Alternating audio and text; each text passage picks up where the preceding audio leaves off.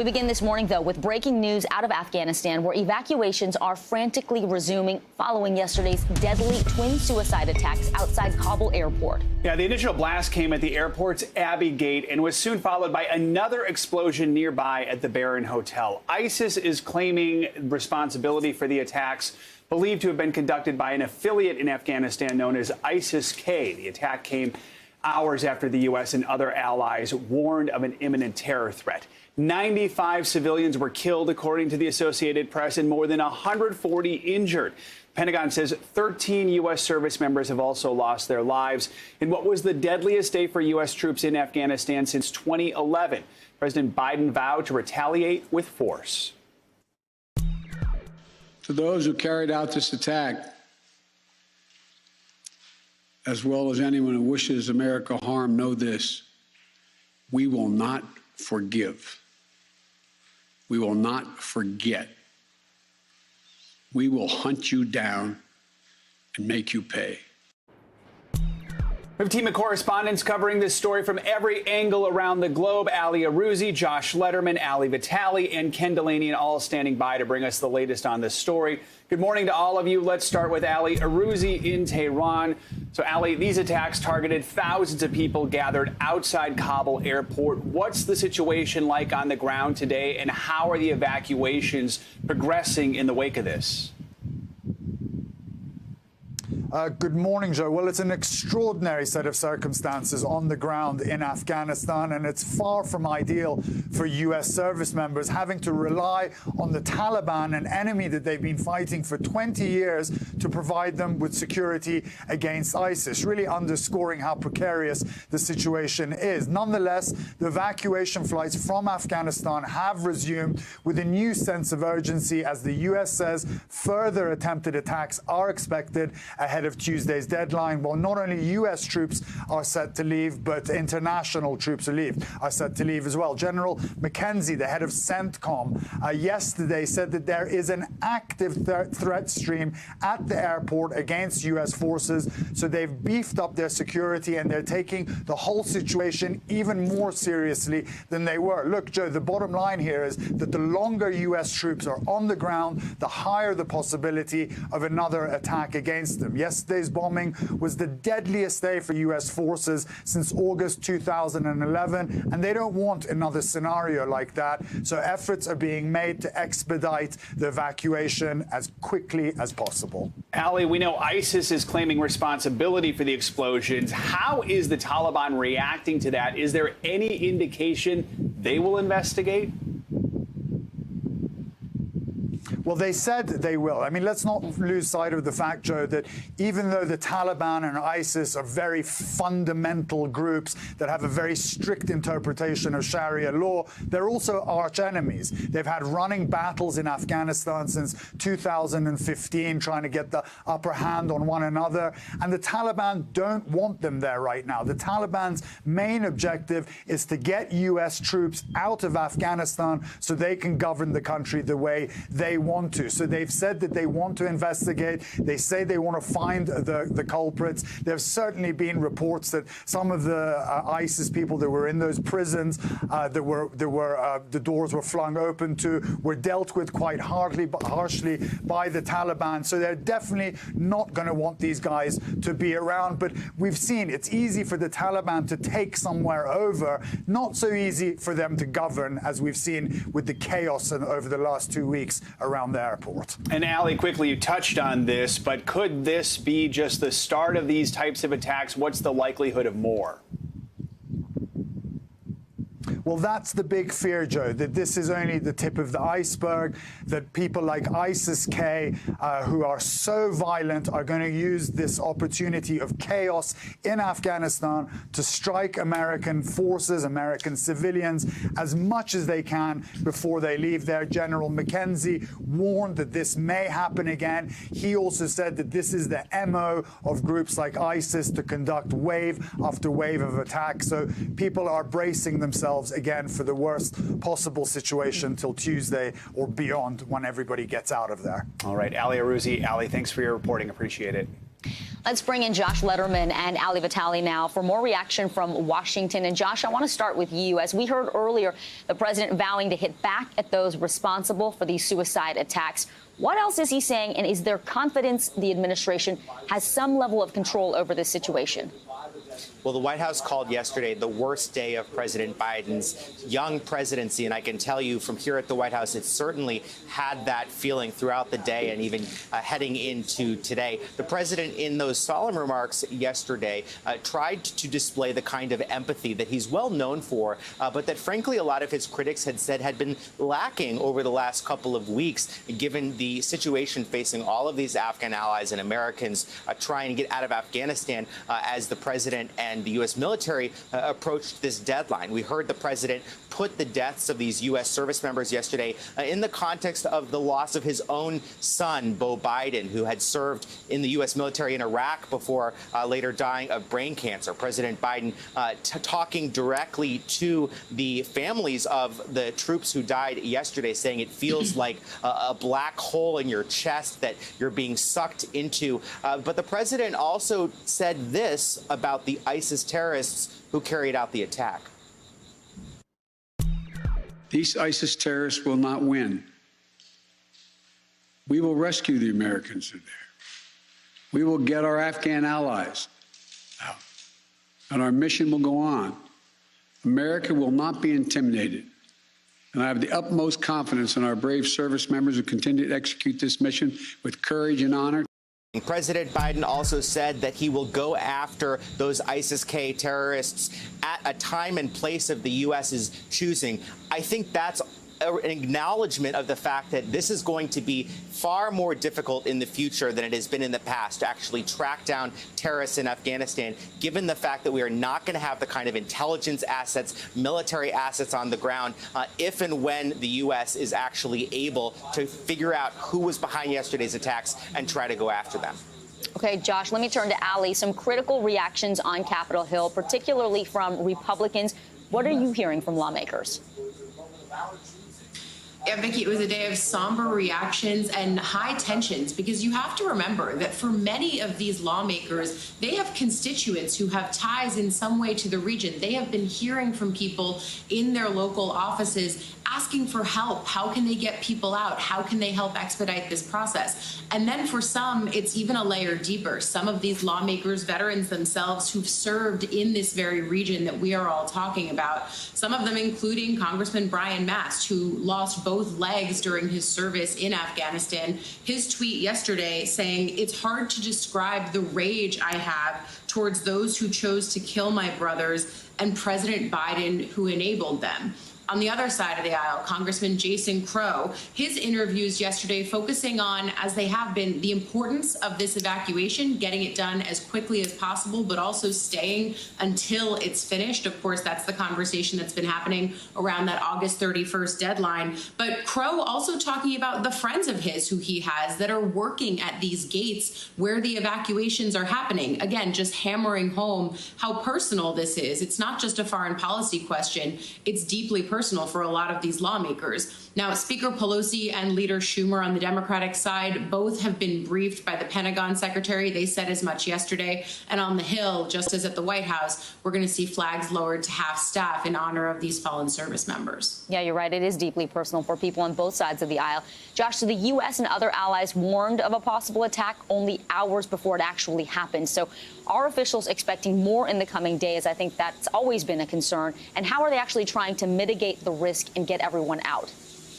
Well, unfortunately, they are. They say that this threat remains very active, even following the attack we saw yesterday. And in the last 72 hours or so that the Biden administration will still be doing this evacuation, they are absolutely bracing for the possibility of additional attacks, with General McKenzie, who runs U.S. Central Command, calling the threat from ISIS extremely real. But here's the thing. They're also reliant at this point on the Taliban to run that security for that perimeter around the airport where the U.S. is operating. There was clearly a breakdown there where the Taliban, as they do their initial screening, was not able to catch these folks who were able to make it through. And now we know the U.S. military is trying to figure out how they can beef up the system they have there, their own internal security within that perimeter to make sure, or at least try to prevent anything like this from happening in the final hours we're in Afghanistan. Still a lot of danger ahead. Josh and Ali, thank you so much for your reporting out of D.C. this morning.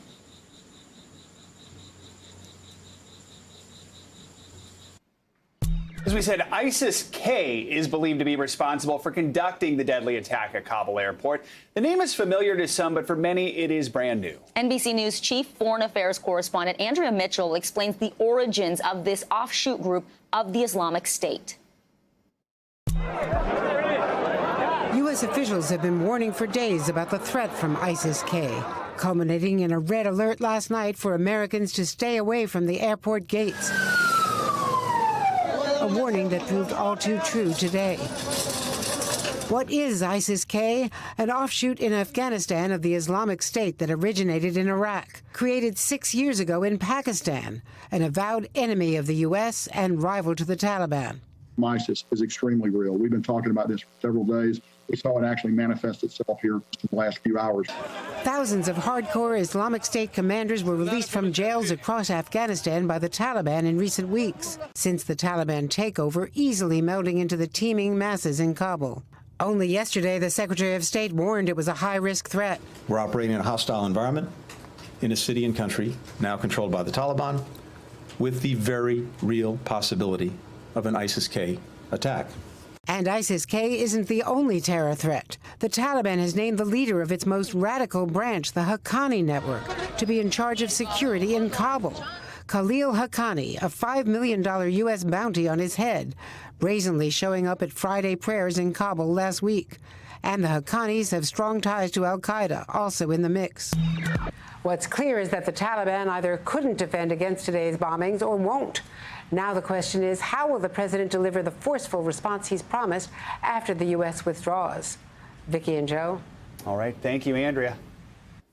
And as you just mentioned, the Taliban is now coming under fresh scrutiny in the wake of these attacks. The group's new self-proclaimed head of security is wanted by the U.S. NBC News national security correspondent Ken Delaney joins us now. So, Ken, what more can you tell us about who this man is and how he became the Taliban's head of security? Good morning, Joe. As you heard Andrea report there, his name is Khalil Haqqani, and he's the brother of the founder of the Haqqani network. And that's a virulent group in Afghanistan. It's sort of like an organized crime family responsible for kidnapping many Americans held for ransom and for the deaths of Americans and many, many Afghans. This is a group that is part of the Taliban, but also has close ties to al-Qaeda. And for that reason, the Haqqani network has been designated a terrorist organization by the United States, which the Taliban never was. And this man, Khalil Haqqani, who's now the head of security in Kabul, he is also a wanted terrorist, as Andrea reported, with a $5 million U.S. reward on his head. Now, he told Al Jazeera that the Taliban is ready to provide security for the Afghan people. Obviously, the events of yesterday suggest that the Taliban and Khalil Haqqani may not be up to the job right now. So, Ken, as we've been reporting, after the Taliban seized power, the group released thousands of prisoners from Afghan jails. Do we know, could that have played any role in yesterday's attacks? And does the Taliban regret that decision? In fact, Joe, two Taliban officials told our local correspondent in Kabul that, yes, they do regret the way they handled those prison breaks. There were a lot of Taliban prisoners that they wanted to free, but in the course of that, they released hundreds of ISIS-K fighters, including, they said, bomb makers with a lot of expertise in terrorist attacks. And that may be coming back to haunt them right now. ISIS-K is a rival of the Taliban and is more extreme than the Taliban and is believed to have carried out that bombing yesterday and has now given the U.S. counterterrorism authorities a huge fight on their hands. And Ken, one of the big questions to come out of all this seems to be, can the Taliban be trusted to carry out an investigation into these attacks? Well, I think the answer is no, but thankfully the United States government is not relying on the Taliban to do that. There are indications that U.S. intelligence officials already know who some of the people are who carried out those attacks, and they are planning to target them. But, Joe, it's going to be a lot more difficult to do counterterrorism strikes in Afghanistan with no embassy and no military footprint. Most of the CIA officers who are on the ground there have left, and many of our intelligence capabilities are gone. We still have some, and we still have some capability to do what they call standoff strikes. But there are going to be drones flying from far away in the Persian Gulf, which means less time over target. A lot of challenges ahead, Joe. Such an important point moving forward. Ken, thanks for your reporting. Appreciate it. You bet.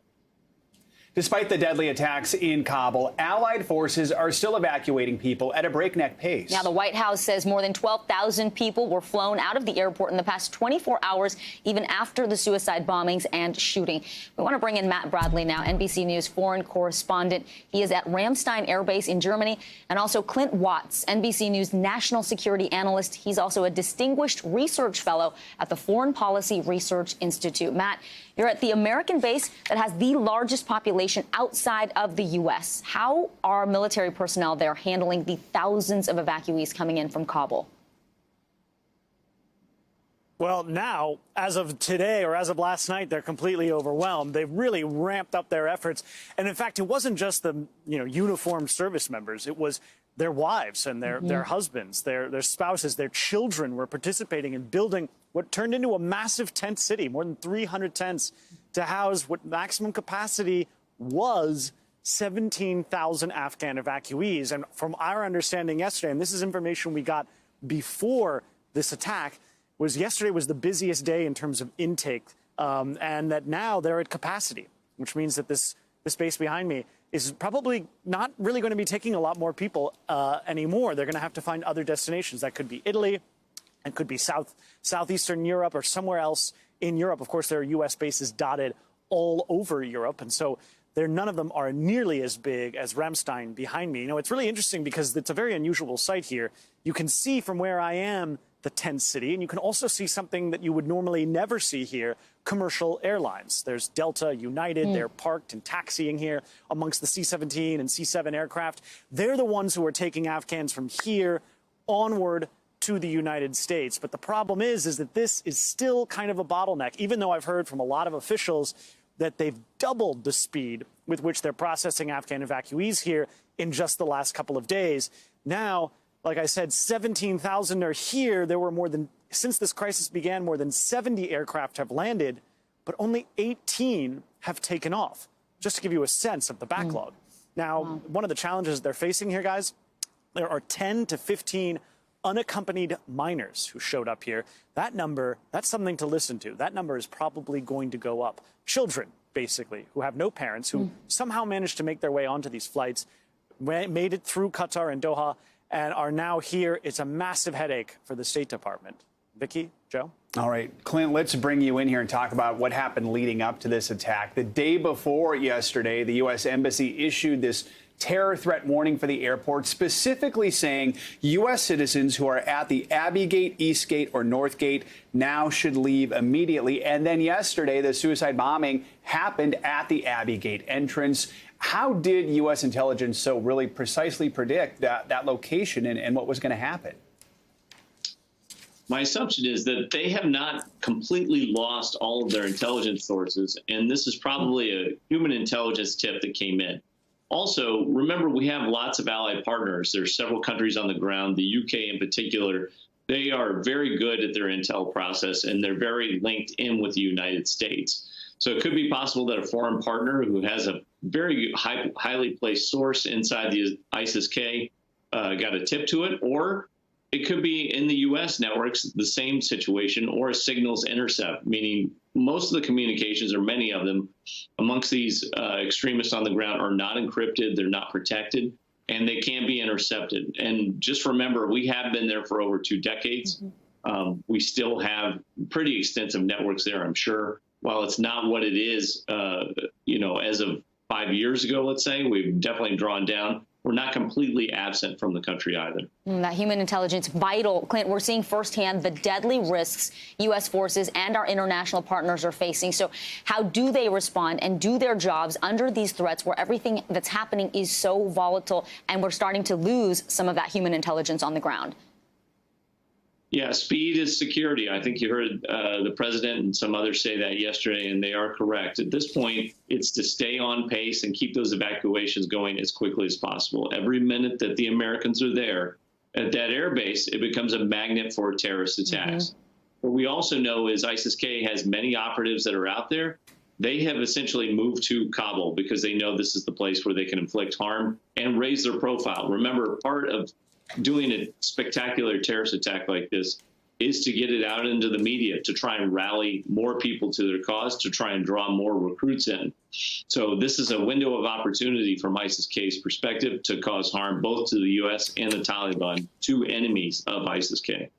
Clint Watts and Matt Bradley, thank you so much for the reporting there. U.S. allies and nations bordering Afghanistan are on high alert after yesterday's deadly terror attacks in Kabul. NBC News foreign correspondent Janice Mackey-Frayer joins us now from Beijing to walk us through how the international community is handling these developments. Janice, how are U.S. allies reacting to this terror attack in Kabul against U.S. troops and Afghan civilians?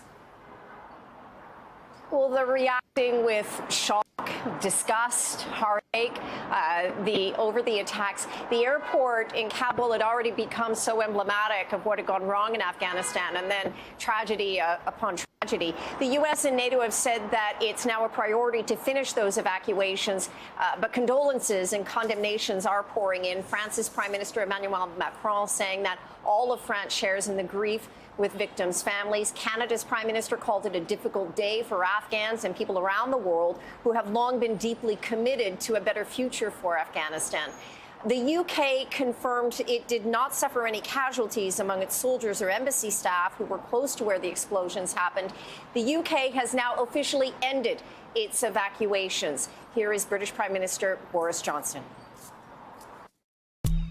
There were going to be particular vulnerabilities to terrorism, to opportunistic terrorist attacks.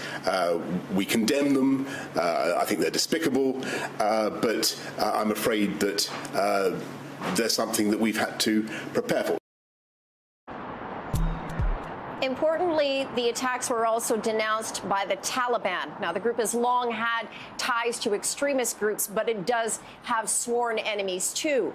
The Taliban spokesperson made a point of saying that the explosions happened in an area where the U.S. was responsible for security. They are going to launch an investigation. In the meantime, former Afghan Prime Minister Hamid Karzai called the attacks a crime against humanity. Janice, speaking of the Taliban, you have been reporting on the relationship between Beijing and the developing Taliban government in Kabul. How is the Chinese government reacting to this attack? Have they said anything, and how do they plan to respond moving forward? Well, they did. Today, they condemned the attacks that happened and said they're urging everyone involved to have a smooth transition in Afghanistan. A spokesperson today said China resolutely opposes and strongly condemns all forms of terrorism and is willing to work with the international community to cope with the threat of terrorism and prevent Afghanistan from becoming a source of terrorism again. And this is, of course, the concern that's reverberating around the region. China had already been laying the groundwork to have friendly relations with the Taliban.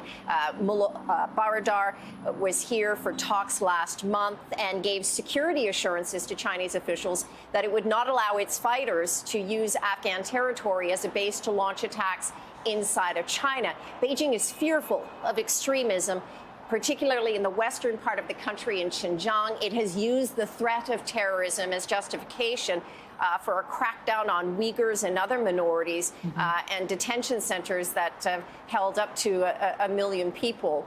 What the attacks in Kabul expose now is that security assurances from the Taliban are only going to go so far in terms of protection. So for China, it's now facing not only an extremist group taking over a neighboring country, but also the potential for the so-called inspiration effect, where other groups feel emboldened by the Taliban's success, as we saw with these attacks by ISIS-K. China will be watching carefully, so will the rest of the world. Janice, thank you so much.